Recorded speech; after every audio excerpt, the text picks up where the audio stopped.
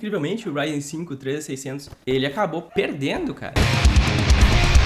Fala aí, pessoal, hoje a gente vai estar falando do Xeon E5 2667 V4, um dos poucos processadores aí da linha V4 que, na minha opinião, prestam para jogos. A gente vai estar comparando ele com o Ryzen 5 3600, que por muito tempo foi o queridinho do pessoal antes de ser substituído pelo 5600. Também no comparativo, nessa primeira versão, vai estar o 2630 V4, que é um processador aí de R$ 38,00 que tem um excelente custo-benefício na plataforma X99, carinhosamente com as nossas placas chinesas. Mas antes de começar os comparativos, vamos falar rapidamente sobre o processador. Ele é feito em 14 nanômetros, já é aquela arquitetura da Intel que perdurou por vários anos. Foi da quinta, que a gente não viu em desktops, aliás viu, né? Teve um processador lá, né, de quinta geração, até a 11ª geração em 14 nanômetros. É um upgrade em relação aos processadores V3, que são Haswell, né, feitos em 22 nanômetros. Já tem uma redução de consumo, tem uma densidade maior de transistores por área, então a gente tem essas melhorias. Mas não chega na arquitetura do Skylake ainda, que é a arquitetura que trouxe melhorias de PC. E além disso, a gente também tem uma frequência interessante. Esse processador, ele tem um turbo máximo de 3.6 GHz, mas em jogos, a velocidade ao core que a gente vai ter vai ser 3.5 GHz. Uma diferença pequena ali, mas ainda uma frequência muito boa para a gente poder utilizar em jogos e vai trazer uma performance bem interessante que vocês vão ver nos testes. Outra coisa legal é que esse processador ele já roda a memória em 2400 MHz. Os Xeons, a gente não consegue rodar a frequência de memória acima da frequência especificada pela Intel. Isso não é uma coisa das placas chinesas. Elas têm essa limitação, mas os processadores Xeon também, eles não são processadores que permitem um overclock de memória acima da especificação do processador, nem em placas-mãe X99 oficiais. Gostaria de tentar, talvez se alguém tiver quiser emprestar,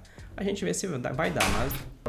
Outra coisa interessante, esse processador ele tem 25 MB de cache L3. Como a gente sabe hoje, o cache ajuda muito em games, tanto é que a gente vê processadores 3D da AMD com aquele cache empilhado, né, uma quantidade enorme de cache, fazendo que os processadores melhorem muito em games. A quantidade de cores são 8, né, com o Hyperthread ficam sendo 16 threads, e é o melhor para games. E obviamente esse processador ele tem um IPC, né, a quantidade de instruções por ciclo é inferior do Ryzen 5 3600, mas mesmo assim você vê que ele representa muito bem nos jogos, acredito eu, em função dos núcleos a mais. Eu ainda não recebi o meu 5500 e o meu 5600, eles estão parados lá na alfândega.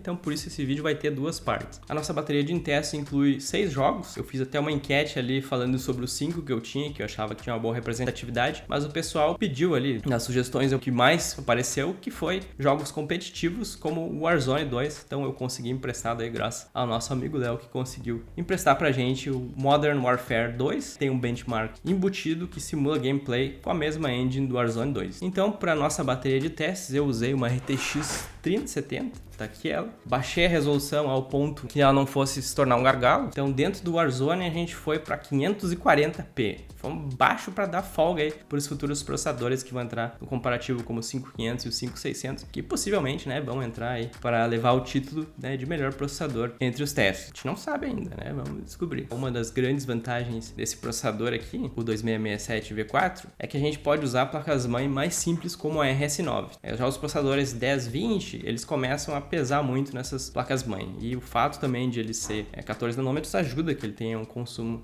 mais baixo. Mas o pessoal vai olhar ali a especificação de TDP dela, que é de 135 watts, e vai dizer, pô, mas é 135 watts, né? A gente usa ali outros processadores octa-cores que tem uma especificação menor de TDP, como o 2630. Mas não se esqueçam que nesses processadores vocês estão fazendo unlock. O unlock vai fazer aumentar esse TDP original. Ele vai estar acima do que é especificado. Não se esqueçam disso. O processador foi testado em Quad Channel, tem gente que vai lá e compra o kit. A gente tem tanto o kit quanto os componentes separados, a gente recomenda sempre comprar separado. Cuidado que as memórias de 4 GB tendem a ter incompatibilidade. Essas que a gente separou aqui da Billion R, elas têm compatibilidade, então 4x4, 16 GB, que é o ideal para games, vai baixar o seu orçamento e vai fazer Quad Channel com um preço muito bom. Então essas memórias são separadas ali na nossa planilha. Na própria descrição dizem que elas têm compatibilidade, as de 4 GB. Recomendo conferir com o vendedor, tá? Porque eu conferi antes, eu perguntei para ele para garantir. Essa é a nossa indicação de memória para vocês. Eu fiz alguns testes em dual também, com memórias diferentes, né? Porque eu queria ter a mesma quantidade de megabytes, então 16. Usei 2 pentes da Cleese, que estão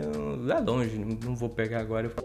Primeiro eu testei as memórias com timings ajustados, depois em alguns jogos eu também testei elas no GDEC sem fazer a otimização dos timings, e por último eu testei também em Dual Channel sem a otimização de timings com as memórias Cleese. O que a gente observa é que pode ter uma diferença que vai ali entre 6 a 21% de performance, então tem uma diferença bem grande em alguns jogos em Quad Channel, que é o que a gente sempre indica para vocês usarem Quad Channel, já que a gente tem essa opção. Frequência 2400 no 2667V4, no outro Xeon, o 2630, a gente usou um 866 porque isso é o máximo possível, e no Ryzen 5 13600 a gente usou 13200 com aquele perfil XMP clássico 16, 18, 18, 36. Esse perfil é o perfil que vai ter a maioria das memórias custo-benefício. Claro que se a gente usar memórias melhores a gente consegue fazer o ajuste. Na parte 2 desse vídeo vai ter o Ryzen com a memória ajustada. Então, sem mais delongas aí, vamos dar uma conferida nos testes para vocês verem como é que ficou essa briga. Ficou bem interessante. Começamos os testes com o Call of Duty Warzone 2 / Warfare 2. Aqui a gente está usando as configurações gráficas competitivas do Hayashi, apenas baixando a resolução para que a placa de vídeo não seja um gargalo. Aqui vocês podem ver que a briga é extremamente acirrada. Às vezes o Xeon está na frente e às vezes o Ryzen está na frente. Até daria para considerar um empate entre as capturas que vocês estão vendo, porque a diferença foi de menos de 1% aí.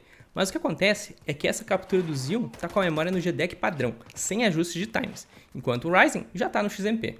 E se a gente fizer um ajuste de timings no Xeon, a gente vai sair da margem de erro para ficar 2,3% à frente. Notem que a estabilidade também é bem maior no Xeon, com 1% low, que representa aquelas travadinhas, 12% à frente. Outra coisa é que esse jogo foi aonde o Quad Channel fez a menor diferença na média, mas mesmo assim foi o suficiente para a performance cair quase no nível do 2630V3. Mas agora vamos para um jogo onde o Quad realmente faz a diferença, que é o Hitman 3. Ele está rodando com o gráfico no alto em 720p. Aqui não tem discussão, o Xeon bate o Ryzen com folga, e a diferença do Quad Channel com os timings é enorme, são 21% a mais de performance, o suficiente para fazer o 2667 perder para o 2630. Mas o Ryzen não é bobo não, ele não tá aqui só para apanhar. E no Forza Horizon 5, que é um jogo onde o single thread pesa mais, ele leva a vitória em cima do Xeon. E o Quad Channel aqui, com os timings, fez 13% de diferença. Já no Red Dead Redemption 2, a gente tem um jogo que sempre favorece muito os processadores da Intel. Então eu não tinha dúvida que o Xeon ia levar aqui. Só que o que eu não imaginava era que o 2630 também ia bater o Ryzen, e por uma boa margem. Nada mal para um processador de R$ 38. O próximo teste é o Cyberpunk 2077. Ele está no alto, com a densidade de NPCs também no alto. E para testar bem, eu fui atrás de um cenário pesado para os CPUs. Porque para mim, aquele benchmark interno não é realista, ele só serve para testar a placa de vídeo. E para minha surpresa, o cenário anterior se repetiu. O 2630 apareceu na frente, mas dessa vez praticamente na margem de erro. E o último teste é o Spider-Man. Ele foi testado no alto, em Full HD, com o upscale interno do jogo. Aqui, mais uma vez, o 2667 bate o Ryzen, e o 2630 não fez muito feio, ficando pouca coisa atrás. Então agora que a gente já viu os testes, vocês podem ver que, incrivelmente, o Ryzen 5 13600, ele acabou perdendo, cara. Mas se vocês perguntarem a minha opinião, esse processador, sim, ele é um processador interessante para games, mas eu julgo que ele vai servir melhor para um upgrade para quem já tem um 2630 ou um 2640. Sendo o 2630V3 o supra-sumo em custo-benefício para os games. O processador custa R$ 38, né, pessoal? Não tem como bater, roda todos os jogos aí em 60 FPS. Vocês podem ver ali que no teste do Cyberpunk, é um jogo que eu peguei o pior cenário ali dentro daquela praça, cheia de gente, ele ainda segurou 60 frames. É um processador aí que tem uma performance impar ou melhor até que os consoles, né? Dando spoiler aí, se vocês já acompanharam as lives, já sabem que, claro, vai ter vídeo do casual depois, né? Tanta coisa pra produzir, tanta coisa pra produzir.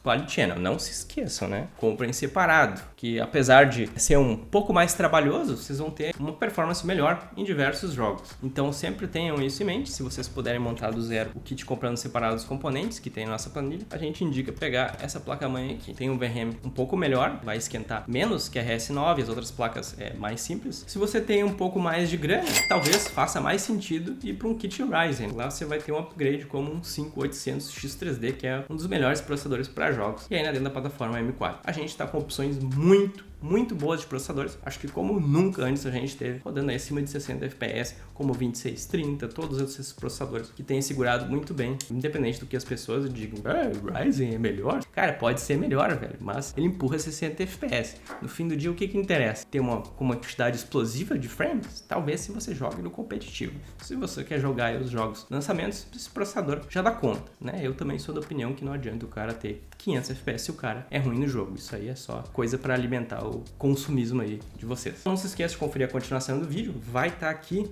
assim que o vídeo sair. Vai ser um vídeo bem completo, bem legal. Vai ter o 5500, vai ter o 5600, vai ter o 2660, vai ter o 2666, processador do demônio. Vai ter todos os processadores aí que vocês quiserem no comparativo. E você não vai querer perder o final dessa batalha entre o Ryzen e o Xeon, inimigos mortais da internet.